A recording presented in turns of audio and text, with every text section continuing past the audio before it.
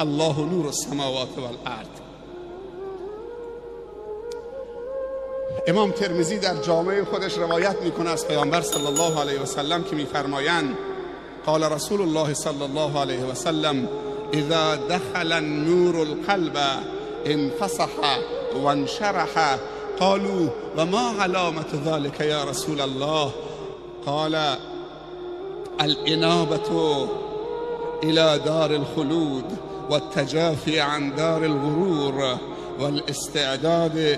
والاستعداد للموت قبل نزوله.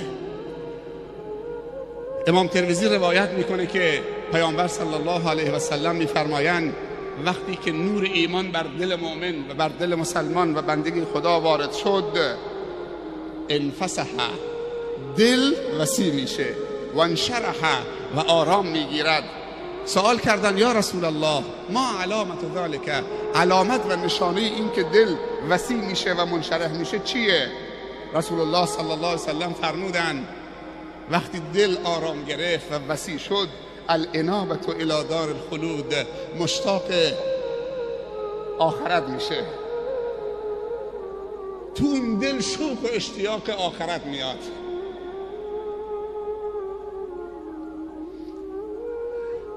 و از دار فنا تجافی میکنه، فاصله میگیره. همینجور که در دنیاست احساس میکنی که این برای این دنیا ساخته نشده.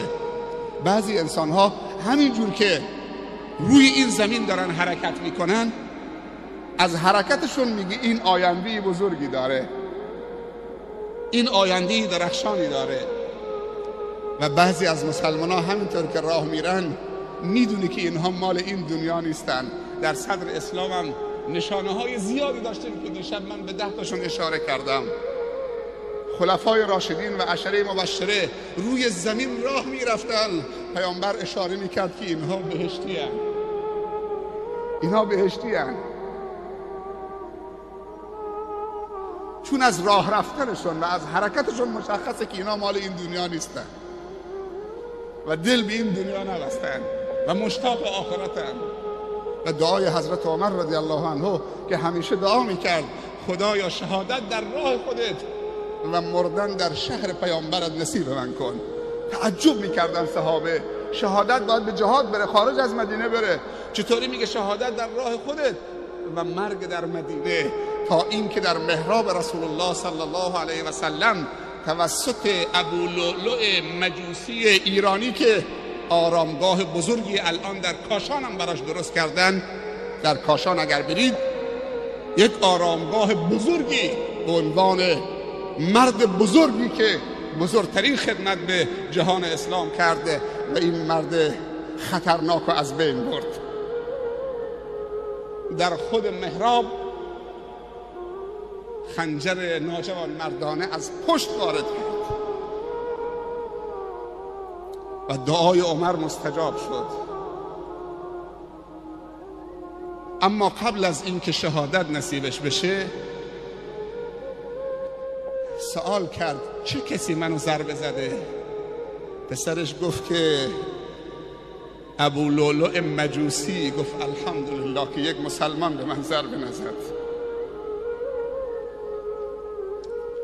گفت بابا و عبدالله پسر بزرگش برو پیش ام المؤمنین عایشه سلام منو بهش برسون، بگو بابا سلام میرساند.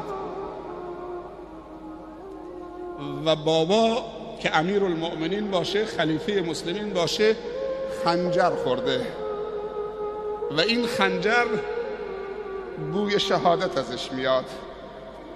اگر من در این ضربه مردم و شهید شدم شما اجازه میدی که من بیام کنار شوهرت که رسول خدا صلی الله علیه وسلم باشه و کنار بابای تو اونجا در حجره تو و خانه تو دفن بشم؟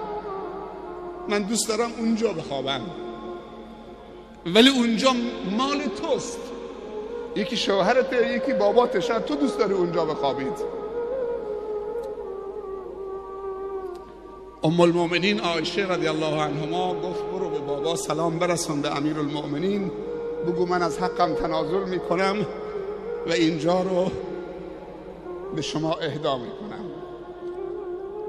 یادتون میاد دیشب گفتم که رسول الله صلی الله علیه و سلم در وصف ابوبکر و عمر میگفت دخلت انا و ابوبکر و عمر، خرجت انا و ابوبکر و عمر.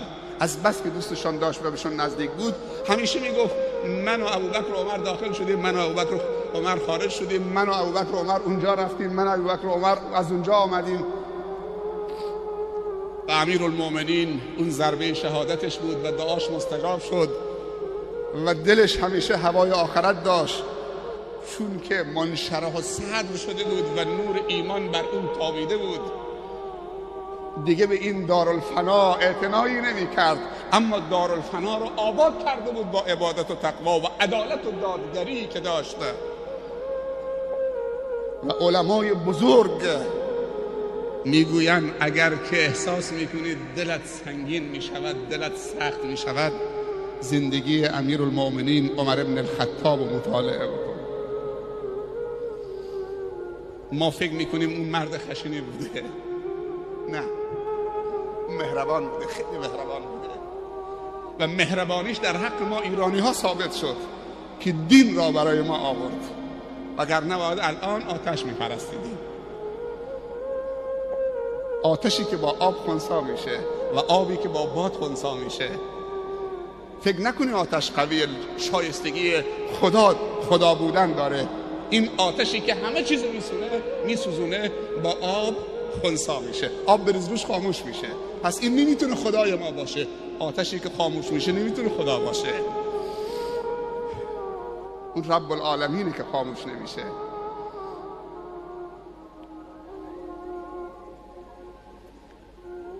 و ام المؤمنین عایشه بعد از این که رحلت نمودن در قبرستان بقیع دفن شدن. الان رسول الله صلی الله علیه وسلم و ابوبکر و عمر این ستا در حجره ام المؤمنین عایشه خوابیدن. و تجافی عن دار الغرور و الاستعداد للموت قبل نزوله، و آماده مرگ بودن قبل از اینکه مرگ برسد.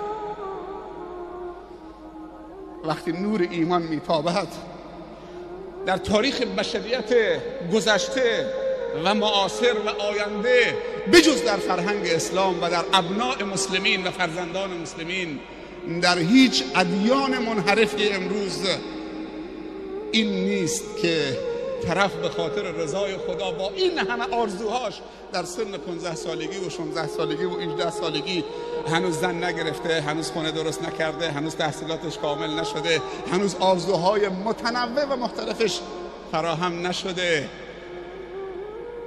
10 کیلو TNT به شکمش ببنده، به کمرش ببنده، بره خودشو منفجر بکنه و 100 تا صهیونیست بکشه.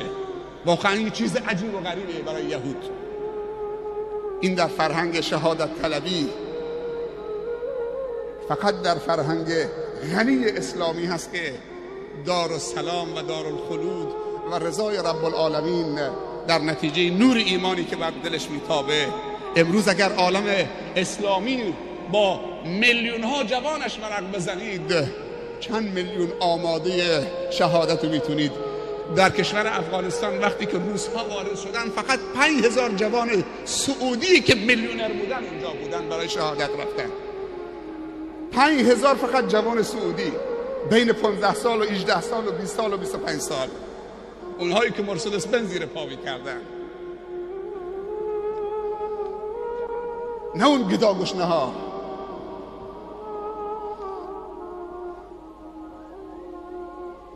اسلام دین تروریستی نیست، ولی اسلام با اونهایی که قل دارن افرادی رو تربیت کرده، همونطوری که اونها زندگی رو دوست دارن، اونها مرگ در راه خدا و مردن در راه خدا رو دوست دارن. اولین عامل هدایت و توحید،